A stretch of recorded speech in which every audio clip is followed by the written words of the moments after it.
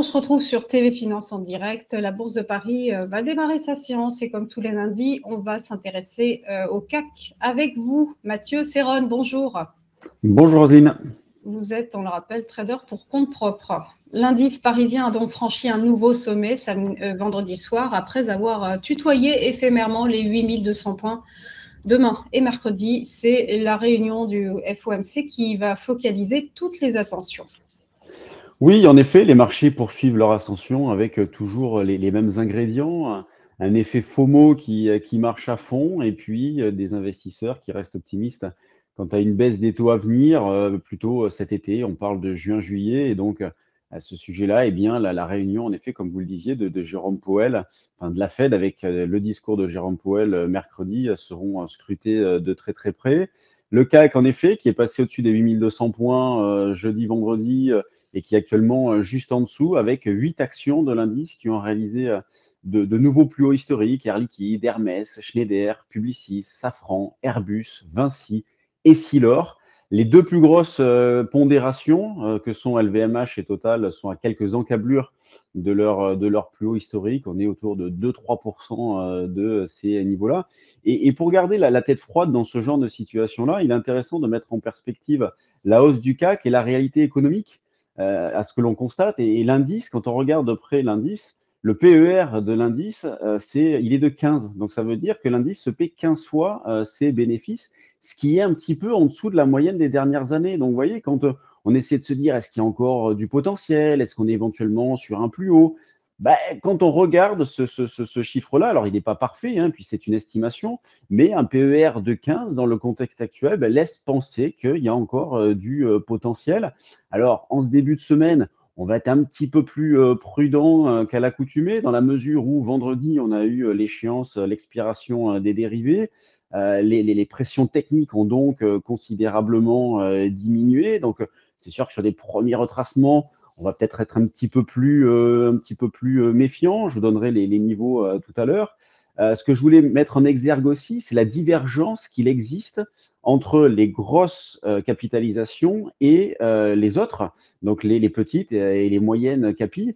Quand on regarde sur le mois de février, donc le CAC a environ pris 3,5%, et pendant ce temps-là, ces valeurs, notamment quand on regarde le CAC Small Cap, a perdu 3, 3,5. Il en est de même quand on regarde le MSCI Europe Microcaps, qui a terminé en repli de 2%, qui a baissé de 2,2%, avec voilà, des divergences qui sont très fortes, une décollecte qui est très forte. Donc, il y a vraiment un désintérêt sur les valeurs, on va dire, hors grosse capitalisation. Et c'est pour ça que dans des arbitrages à faire, là, je parle aux investisseurs qui souhaitent mettre en place, qui ont déjà des portefeuilles, qui sont à la recherche d'idées, il faut toujours continuer à privilégier les grosses capis parce que les autres, elles veulent décidément pas y aller. Alors après, on peut en sélectionner quelques-unes sur de la conviction, mais il faut faire attention. De la conviction fondamentale, il faut que ça soit confirmé par du graphique. Moi, c'est comme ça que j'aborde les choses dans la phase actuelle.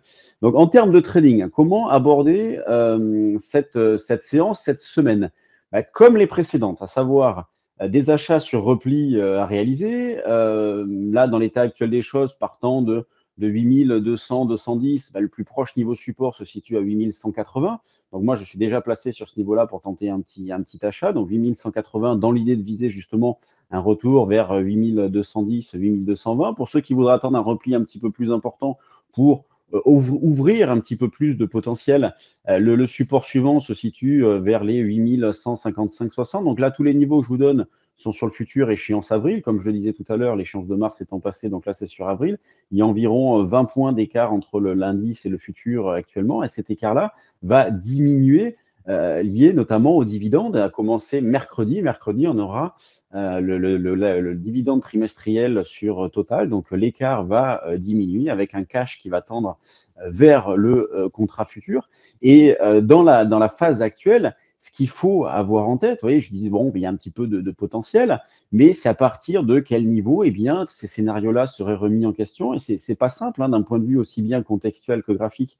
Il n'est pas simple de déterminer des niveaux de remise en question forts. Moi, je prends une zone 7800, 7850, considérant qu'on peut prendre ce niveau-là comme pivot. Tant qu'on est au-dessus, on va dire qu'on reste plutôt du bon côté pour la suite, avec des probabilités de rebondir, voire même de poursuivre, qui sont supérieurs. Si jamais on passe en dessous, on tendrait voilà, vers une phase de neutralisation. Alors justement, on verra si jamais on revient dans cette zone-là. Alors on a un petit peu le temps, hein, c'est sûr qu'on est encore un petit peu éloigné, mais quand on reviendra dans cette zone-là, bah, il faudra analyser de près la situation. Est-ce qu'on arrive au bout de quelque chose, donc dans cette situation-là, au bout de la phase de hausse, ou est-ce que ça reste une respiration dans une tendance de fond qui reste intacte et toujours haussière? Donc il faudra voir un petit peu le comportement des actions, le comportement des investisseurs en concernant la volatilité, voir si la volatilité se met à augmenter ou pas trop. Donc, vous voyez, pour l'instant, il y a un petit peu de temps. Le niveau de retournement, je l'ai laissé un petit peu par défaut à 7550 cassés. Donc, évidemment, c'est extrêmement loin, c'est pas très satisfaisant.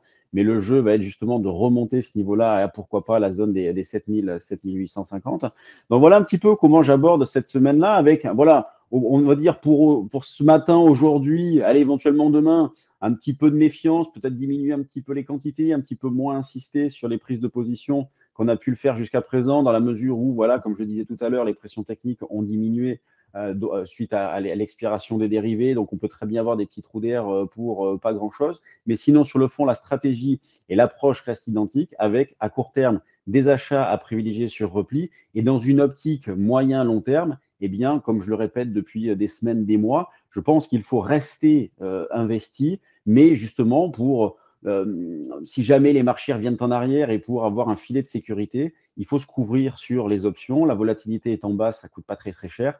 Voilà, vous avez un VIX qui est autour des 13, une volatilité sur le CAC qui est autour des 11. Donc, il faut aller de ce côté-là, fermer les risques en achetant des puts, laisser les portefeuilles investis. Et pour ceux qui ne le seraient pas investis, bon, ben là, il faut patienter. Je vous ai donné quelques niveaux, 7800, 850 pour éventuellement reprendre des initiatives, 7550 si jamais on avait un retracement un petit peu plus important. Donc, voilà comment j'aborde les choses actuellement. Merci beaucoup, Mathieu Serron, pour votre décryptage et belle journée à vous.